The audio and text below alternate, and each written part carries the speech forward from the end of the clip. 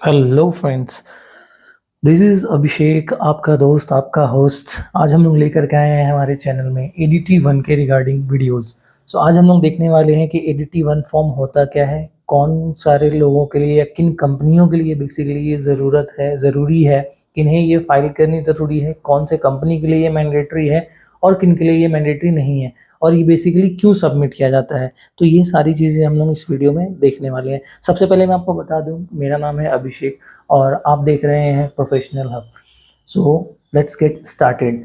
सो सबसे पहले ADT one की मैं अगर बात करूं तो एडीटी वन बेसिकली होता क्या है। तो एडीटी वन जो है वो एक फॉर्म है जो कि हमें सबमिट करना पड़ता है एमसीए पोर्टल पे। नाउ एमसीए पोर्टल को कुछ लोग आरओसी भी कहते हैं बेसिकली, क्योंकि रजिस्ट्रार ऑफ कंपनी है वो, वहाँ पर हमें कंप्लाइंसेस फुलफिल करने पड़ते हैं, वहाँ पर हमें एडीटी वन सबमिट करनी पड़ती है। और ऑन दी अदर हैंड उसे आप एमसीए भी कह सकते हैं, because MCA and ROC one and the same है। एमसीए से बेसिकली आप सारी चीज़ें यहाँ पर ढूंढ सकते हैं।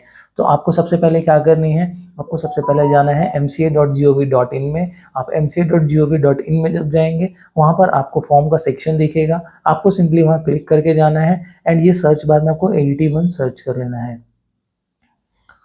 तो सबसे पहले देखते हैं कि एडीटी वन कहाँ से किस तरीके से डाउनलोड कर सकते हैं, उसके बाद हम लोग इसका ब्रीफिंग देखेंगे, ये किन कंपनियों के लिए ज़रूरत है, ये हम लोग एक बार लास्ट में डिस्कस करेंगे। तो मैंने जैसे सर्च किया है एडीटी वन, आई होप कि मुझे यहाँ पर एडीटी वन मिल जाए। ये फॉर्म ढूंढना अपने आप में एक चैलेंज है, बिकॉज गवर्नमेंट जो है वो फॉर्म्स रखती तो है बट पता नहीं मिलता क्यों नहीं। तो ये रहा। तो यहाँ पर आप देख सकते हैं कि यहाँ पर डिस्क्रिप्शन क्या दिया गया है। Information to the registrar by company for appointment of auditor. तो यहाँ पर से ये डिस्क्रिप्शन से आपको काफ़ी सारी चीज़ें क्लियर हो गई होंगी। पहला कि इन्फॉर्मेशन टू द रजिस्ट्रार, किसको इन्फॉर्मेशन देना है, to the registrar, that means ROC. कौन देगा, बाई कंपनी, तो कंपनी के द्वारा दिया जाएगा। तो दो दो चीज़ें तो पहले ही क्लियर हो गई कि रजिस्ट्रार को आपको इन्फॉर्मेशन देना है, मतलब आरओसी को देना है। कौन देगा, कंपनी देगा। तो यहाँ पर एक चीज़ क्या प्री डिफाइन हो गया कि अगर आपका ऑर्गेनाइजेशन एक प्राइवेट लिमिटेड है या 1% कंपनी है, पब्लिक लिमिटेड कंपनी है और एलएलपी है, तो उस केस में ये एप्लीकेबल हो सकता है। बट अगर ये प्रोप्राइटरशिप बिजनेस है आपका, अगर आपका पार्टनरशिप फॉर्म है, तो उस केस में ये एप्लीकेबल नहीं होगा। ठीक है। So for appointment of auditor, third point क्या बताया जा रहा है कि अपॉइंटमेंट ऑफ ऑडिटर, ऑडिटर के लिए, अपॉइंटमेंट के लिए, मतलब एक ऑडिटर जो आपके कंपनी का ऑडिट करेगा, उसके लिए ये फॉर्म आपको सबमिट करना है। अब ये फॉर्म जो है बेसिकली दो ऑप्शंस में अवेलेबल होते हैं, ई फॉर्म विथ इंस्ट्रक्शन किट, दूसरा आता है ई फॉर्म। मतलब एक में आपको इंस्ट्रक्शन गाइडेंस वगैरह मिलेंगे, दूसरा सिंपली एक फॉर्म रहेगा। तो हम लोग एक सिंपल फॉर्म वाला ओपन कर लेते हैं। इसको मैंने डाउनलोड कर लिया है। डाउनलोड करके इसको आपको सबसे पहले एक्सट्रैक्ट कर लेना है। ये जिप फोल्डर डाउनलोड होता है, आपको अनजिप कर लेना है। अनजिप करने के बाद आपको एडीटी वन ये फॉर्म ओपन करना है।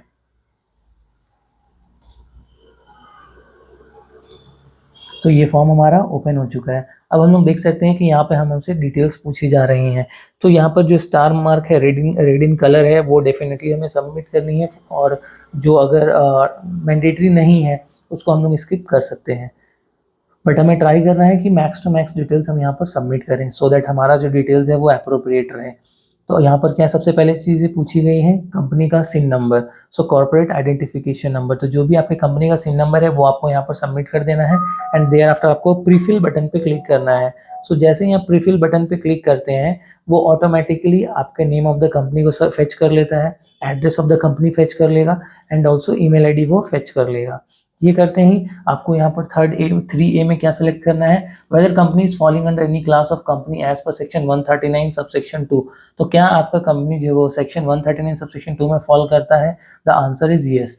एंड नेचर ऑफ अपॉइंटमेंट, तो बेसिकली ऑडिटर का हम लोग अपॉइंटमेंट करने वाले हैं, लेकिन किस केस में? क्या हम लोग फर्स्ट टाइम ऑडिटर को अपॉइंट कर रहे हैं, या फिर फ्रीक्वेंटली आफ्टर एवरी ईयर जो हम लोग करते हैं वो रीअपॉइंटमेंट कर रहे हैं?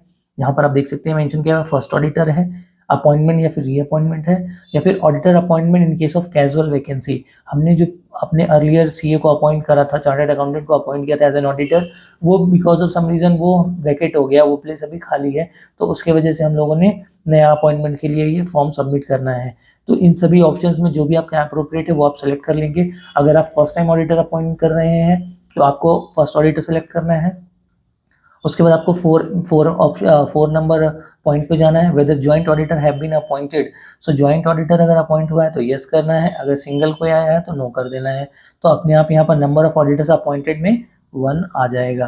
अब इसके बाद आपको क्या करना है, कैटेगरी ऑफ ऑडिटर, ऑडिटर के कुछ डिटेल्स आपको डालने हैं, लाइक वो इंडिविजुअल है, मतलब प्रोप्राइटरशिप अगर वो चला रहा है तो डेफिनेटली इंडिविजुअल में आएगा। ऑडिटर फॉर्म है, मतलब अगर वो एसोसिएट्स वगैरह करके चला रहा है तो ऑडिटर फॉर्म्स आप ले लेंगे। ठीक है, अभी के लिए हम लोग ऑडिटर फॉर्म ले लेते हैं। Now income tax department pan number, income tax permanent account number of auditors और ऑडिटर्स फॉर्म। तो अगर प्रोपराइटर होगा, इंडिविजुअल होगा तो डेफिनेटली आप उस ऑडिटर का इंडिविजुअल का पैन नंबर डालेंगे, अगर फॉर्म का होगा तो फॉर्म का डालेंगे। Now name of the auditor और ऑडिटर्स फॉर्म, तो अगर इंडिविजुअल है अगेन तो आप एक इंडिविजुअल पर्सन का नाम डालेंगे जो सीए है, या फिर अगर कोई फॉर्म है तो उस फॉर्म का नाम यहाँ पर डालेंगे। अगेन उसके बाद आपको यहाँ पर मेंबरशिप नंबर उनका डालना है, उसके बाद एड्रेस ऑफ द ऑडिटर डालना है, कौन से सिटी से बिलोंग करते हैं, क्या उनका एड्रेस है, line 1 line 2 city and state, there after country वो ऑटो फेच करेगा, देन पिन नंबर आपको मेंशन करना है। उसके साथ ही आपको ऑडिटर का ईमेल आईडी भी मेंशन करना है यहाँ पर, या तो इंडिविजुअल है तो उस इंडिविजुअल का, या फिर अगर फॉर्म है तो ऑडिटर्स का फॉर्म का। फॉर विच पीरियड, कौन से पीरियड के लिए आप अपॉइंट करना चाहते हैं, कौन से फाइनेंशियल ईयर के लिए आप अपॉइंट करना चाहते हैं, वो आपको यहाँ पर सबमिट करना है। लेट्स सपोज अगर एग्जांपल के तौर पे हम लोग एक ले लेते हैं सिनेरियो कि आपका कंपनी जो है वो इनकॉर्पोरेट हुआ है 1 अगस्त 2024। सो 1 अगस्त 2024 से लेकर के 31 मार्च 2025 तक आपका जो ऑडिट है वो कौन करेगा, कोई एक XYZ पर्सन जिसको आप यहाँ पर अपॉइंट कर रहे हैं इन ADT 1। ठीक है, तो आपको वो पीरियड यहाँ पर मेंशन करना है। लेकिन अगर आपका ऑलरेडी एग्जिस्टिंग कंपनी है, लास्ट ईयर आपने किसी और से ऑडिट करवाया था, अभी आप किसी नए ऑडिटर को अपॉइंट करना चाह रहे हैं, तो आपका डेट यहाँ पर आ जाएगा 1 अप्रैल 2024 टू 31 मार्च 2025। तो बेसिकली ये फाइनेंशियल ईयर को कंसिडर करता है, फाइनेंशियल ईयर आपको यहाँ पर मेंशन करना है, ना कि assessment year. Now number of financial year which appointment relates, तो कितने साल के लिए आप अपॉइंट करना चाहते हैं उस ऑडिटर को, मैक्सिमम 5 ईयर्स के लिए जा सकते हैं, मिनिमम 1 ईयर है। तो it depends upon mutual consent, आपका ऑडिटर कितने साल के लिए आना चाहता है, या फिर आप अपने ऑडिटर को कितने साल के लिए अपनी कंपनी में अपॉइंट करना चाहते हैं एज एन ऑडिटर, तो वो पीरियड आपको यहाँ पर मेंशन करना है। देयर आफ्टर 3 का ही 4 का point number H, whether the appointment of auditor is within the limit of 20 companies as specified in subsection 3G of section 141। तो ये एक पॉइंट जो है ये ऑडिटर के लिए है। ऑडिटर में बेसिकली होता क्या है, हर एक चार्टर्ड अकाउंटेंट के ऊपर एक लिमिटेशंस है, लिमिटेशंस या बाउंड अप जो भी है वो बोल सकते हैं। लिमिटेशंस ये है, ROC ने एक लिमिटेशंस लगा रखी है कि एक ऑडिटर जो है वो मैक्सिमम 20 कंपनी का ही ऑडिट कर सकता है इन सिंगल फाइनेंशियल ईयर, उससे ज़्यादा का वो नहीं कर सकता है। तो ये कंसेंट उनको देना पड़ेगा। तो डेफिनेटली उनका आंसर नो आना चाहिए, तभी जाकर के वो अपॉइंट हो सकते हैं आपके कंपनी के लिए एज एन ऑडिटर, और एल्स वो अपॉइंट नहीं हो पाएंगे। नाउ आगे बढ़ते हैं। अब पॉइंट नंबर आई में क्या पूछा गया है, specify the tenure of previous appointments of the auditor और ऑडिटर्स फर्म और its members in the same company in which audit was conducted. तो अगर सेम ऑडिटर को आप अपॉइंट कर रहे हैं जिनको आपने पहले भी अपॉइंट किया था, तो उनका डिटेल्स आपको देना पड़ेगा कि कौन कौन से फाइनेंशियल ईयर्स में आपने उन्हें अपॉइंट किया था और उसका डेट क्या था, फाइनेंशियल ईयर स्टार्ट डेट क्या था एंड एंड डेट क्या था। हमारे केस में अगर नहीं है आपके केस में तो आप सिंपली यहाँ पर 0 लिख करके प्रोसीड कर सकते हैं। इसके बाद 5th नंबर पॉइंट में आता है 5 का A, whether auditor has appointed in the AGM। तो डेफिनेटली जब आप एक ऑडिटर को अपॉइंट करते हैं तो आपको एनुअल जनरल मीटिंग, आपको एक बोर्ड मीटिंग करनी पड़ती है, उस बोर्ड मीटिंग में ही आप उसे अपॉइंट करते हैं। तो आपको यहाँ पर एनुअल जनरल मीटिंग में यस कर लेना है, और उसके बाद आपको यहाँ पर वो डेट डाल देनी है जिस भी डेट पे आपने कंक्लूड करा है AGM को। Date of appointment most probably आपका date of AGM and date of appointment दोनों सेम ही रहना चाहिए। द सिंपल रीजन, जिस दिन आपका बोर्ड रेजोल्यूशन कंप्लीट हुआ है उसी दिन आप उसे अपॉइंट कर रहे हैं, दैट्स द रीजन। सॉरी। हम 7th पॉइंट में देखते हैं, whether auditor is appointed due to casual vacancy in the office of auditor. तो जैसा हमने बताया कि हम लोग फर्स्ट टाइम ऑडिटर को अपॉइंट कर रहे हैं, दिस मीन्स हम लोग न्यूली इनकॉर्पोरेटेड कंपनी है, तो यहाँ पर हम लोग इसे नो कर देंगे। ये उन कंपनीज के लिए ये ऑप्शन है जो ऑलरेडी इनकॉर्पोरेटेड थे, लास्ट ईयर उन्होंने किसी और को ऑडिटर रखा था, करंट ईयर में किसी और को ऑडिटर रखना है, या फिर because of some reason casual vacancy आ गया, तो दैट्स द रीजन वो किसी और को अपॉइंट करना चाहते हैं as an auditor. Specify the SRN of relevant form. तो हमारे केस में कुछ भी नहीं है तो हम लोग छोड़ देंगे इसे।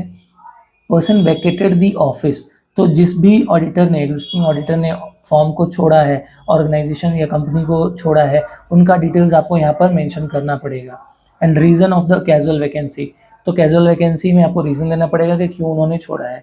There after copy of the intimation send by the company, company ने एक इंटीमेशन भेजा है ऑडिटर को कि आप हमारे कंपनी में एज एन ऑडिटर अपॉइंट हो जाइए for the financial year so and so, तो वो कंसेंट उनके तरफ से फिर आना चाहिए। तो आपने जो भेजा है उसका एक कॉपी आपको अटैच करना है, फिर ऑडिटर ने उसके अगेंस्ट जो भी आपको कंसेंट दिया है वो कंसेंट आपको सबमिट करना है। इसके बाद एक जो रिजोल्यूशन आपने पास करा है, या जो हम लोगों ने एजीएम की बात करी थी, तो अगर आपने एजीएम पास करी है तो डेफिनेटली उसका एक रिजोल्यूशन, बोर्ड रिजोल्यूशन जो होती है उसका कॉपी एक आपको अटैच कर लेना है। ये सारी चीज़ें जब आप अटैच कर लेंगे उसके बाद आपको क्लिक करना है चेक फॉर्म पे। चेक फॉर्म पे जैसे ही आप क्लिक करेंगे, अगर किसी भी चीज़ें की एरर होंगी, अगर कोई भी डॉक्यूमेंट्स या डिटेल्स जो सबमिट करना है वो आपने सबमिट नहीं करा होगा तो डेफिनेटली एरर आएगा, और एल्स कोई भी एरर नहीं आएगा। हाँ, अगेन यहाँ पर एक चीज़ ये रह गई थी, ये यहाँ पर आपको डेजिग्नेशन सेलेक्ट करनी है, किसी भी डायरेक्टर का डिटेल्स आपको देना है जो कि ऑथोराइज्ड सिग्नेटरी बनेंगे आपके कंपनी के लिए। तो जो भी डायरेक्टर आपकी कंपनी का ऑथोराइज्ड पर्सन है, ऑथोराइज्ड सिग्नेटरी है, उनका यहाँ पर डिन नंबर आपको मेंशन कर देना है। जब ये हो जाएंगे उसके बाद आपको चेक फॉर्म पे क्लिक करना है। ये जैसे ही कंप्लीट हो जाएगा, देयर आफ्टर ये डिजिटल सिग्नेचर का ऑप्शन इनेबल्ड हो जाएगा। आपको डीएससी को एफिक्स कर लेना है इसमें। एफिक्स करते के साथ ही आप इसमें क्या कर सकते हैं, प्री स्क्रूटनी करेंगे। प्री स्क्रूटनी जैसे ही कंप्लीट हो जाएगी उसके बाद आपका ये फॉर्म जो है वो रेडी हो जाएगा सबमिट करने के लिए। तो हम लोग अभी देखते हैं कि एक बार मैं ये पूरी डिटेल्स को फिलअप कर लेता हूँ, उसके बाद हम लोग इसको देखते हैं कि कहाँ पे सबमिट करना है, क्या करना है। तो यहाँ पर देख सकते हैं कि हमारा डिटेल्स हमने यहाँ पर फिलअप कर दिया है। हमारे कंपनी का सिन नंबर ये है, हमने प्रीफिल पे क्लिक करा, उसके बाद ये सारी डिटेल्स आ गई। उसके बाद हमने, जैसा मैंने बताया था आपको कि हमने फर्स्ट टाइम ऑडिटर को अपॉइंट करना है, तो हमने फर्स्ट ऑडिटर को सेलेक्ट कर लिया, उसका पैन नंबर, उसका membership number, address, email ID, सारी चीज़ हमने मेंशन कर दी। अब देखिए हमारा कंपनी इनकॉर्पोरेट होता 1 May को, तो हमने वो वाला डेट लिया है। अगर आपका ऑलरेडी एग्जिस्टिंग कंपनी होता तो आप 1 April लेते। तो ये हमने डेट ले लिया, हमने 1 ईयर के लिए अपॉइंट करा है, वो हमने ले लिया। अब ये 20 कंपनीज के अंदर में लिमिट में आते हैं तो हमने येस कर दिया। हमने इससे पहले इस ऑडिटर को अपॉइंट नहीं किया था, इसीलिए हमने यहाँ पर 0 कर दिया था, जैसे मैंने आपको पहले ही बताया था। उसके बाद डेट ऑफ अपॉइंटमेंट, कौन सा डेट पे हम अपॉइंट कर रहे हैं, तो यस ये डेट पे अपॉइंट कर रहे हैं। हमने कोई एजीएम पास नहीं किया है, हमने सिंपली एक बीआर पास किया है, बोर्ड रेजोल्यूशन पास किया है। तो हमने यहाँ पर इसे नो कर दिया, एजीएम का डेट छोड़ दिया हमने, नो करके अपॉइंटमेंट डेट हमने मेंशन कर दिया। ऑडिटर अपॉइंटमेंट कैजुअल वैकेंसी की वजह से क्या ऑडिटर अपॉइंट करा है हमने, नहीं, फर्स्ट टाइम है इसीलिए हमने यहाँ पर भी नो कर दिया। उसके बाद हमने ये सारी पीडीएफ को अटैच कर दी हैं। देयर आफ्टर हमने चेक फॉर्म करा था, हमारे पास सारे ऑप्शंस आ गए, हमने क्या किया, इसे डीएससी लगा करके साइन कर दिया। तो ये हमारा फॉर्म अभी क्या हो गया है, प्रॉपरली रेडी हो गया है to upload on ROC portal, या फिर एमसीए पोर्टल भी आप कह सकते हैं। तो चलिए हम लोग देखते हैं कि कैसे इसको वहाँ पर अपलोड कर सकते हैं। सो हमें क्या करना है, सिंपली गूगल पे जाकर के सर्च करना है, एमसीए पे हमें जाना है, और एमसीए पे जाकर के हमें ई फॉर्म्स अपलोड करने हैं। तो हमें सर्च करना है, हमें क्या मिल जाएगा, हमारे पास अपलोड ई फॉर्म्स का ऑप्शन आ गया, आप देख सकते हैं। आपको सिंपली क्लिक करना है, क्योंकि जस्ट बिकॉज अभी ये पोर्टल जो है वो काम नहीं कर रही है, जिसकी वजह से हमें यहाँ पर एरर दिख रहा है। आप यहाँ पर देख सकते हैं, यहाँ ये तो खैर फॉर्म्स हैं जो हमें अपलोड नहीं करनी है, मतलब सॉरी वहाँ से डाउनलोड नहीं करनी है। अब यहाँ पर देख सकते हैं कि हमारे पास अभी ऑप्शंस नहीं आ रहे हैं, हमें बार बार एरर आ रहा है अपलोड ई फॉर्म्स पे जब भी हम क्लिक कर रहे हैं। So this page isn't working, तो कभी कभी ऐसा होता है कि एमसीए का पोर्टल वर्क नहीं करता है, जिसके वजह से आप उस समय वर्क नहीं कर सकते हैं। ठीक है, बट स्टिल मैंने आपको बता दिया है कि आपको करना क्या है, आपको किस तरीके से फॉर्म फिलअप करना है, आपको कौन कौन से डिटेल सबमिट करनी है। आई होप आपको उसमें समझ में आ गया होगा वीडियो में। अगर आपका कोई भी क्वेरी या डाउट है, अगर आपको कोई कन्फ्यूज़न है, डेफिनेटली आप हमें कमेंट करके बताएं, हम आपको रिजोल्यूशन प्रोवाइड करेंगे। एंड इनफैक्ट आपको अगर किसी भी तरीके की एनुअल कंप्लाइंसेस करवानी हो, किसी भी तरीके का इनकॉर्पोरेशन करवाना हो, चाहे वो प्राइवेट लिमिटेड हो या फिर ट्रस्ट हो या एनजीओ हो या फिर आपका एलएलपी हो, किसी भी तरीके का आपको रजिस्ट्रेशन करवाना हो, इनकॉर्पोरेशन करवाना हो, आप हमारे वेबसाइट पे विजिट कर सकते हैं professionalhub.co.in, एंड वहाँ पर जाकर के आप हमारे सर्विसेज का बेनिफिट उठा सकते हैं। आपको स्टार्टअप रजिस्ट्रेशन करना है, पार्टनरशिप रजिस्ट्रेशन करना है, कंपनी इनकॉर्पोरेशन कराना है, in fact ITR filing, GST return filing, GST registration, everything we guys are providing. तो आपको किसी भी तरीके की हेल्प चाहिए, आपको किसी भी तरीके का रजिस्ट्रेशन करवाना है, डू लेट अस नो, हम लोग आपको वो सर्विस प्रोवाइड करेंगे। हमारे और भी ऑफरिंग्स है, दैट इज़ ट्रेडमार्क रजिस्ट्रेशन अगर आपको करवानी है, आईएसओ सर्टिफिकेशंस करवानी है, इंपोर्ट एक्सपोर्ट लाइसेंस लेनी है, आपको प्रोजेक्ट रिपोर्ट की ज़रूरत पड़ती है। जब आप लोन वगैरह के लिए अप्लाई करते हैं तो आप प्रोजेक्ट रिपोर्ट के लिए आप बनवा सकते हैं, हमसे जुड़ सकते हैं। उद्यम रजिस्ट्रेशन बहुत सारी प्लेसेस में रिक्वायर्ड होती हैं, फूड लाइसेंस रजिस्ट्रेशन आपको रिक्वायर्ड होती हैं, आप वो रजिस्ट्रेशन भी हमसे ले सकते हैं। तो आप हमारे इस वेबसाइट पर जा करके रीच आउट कर सकते हैं, हमारे सर्विसेज को अवेल कर सकते हैं एट अ नॉमिनल फ़ी। सो आज के लिए धन्यवाद।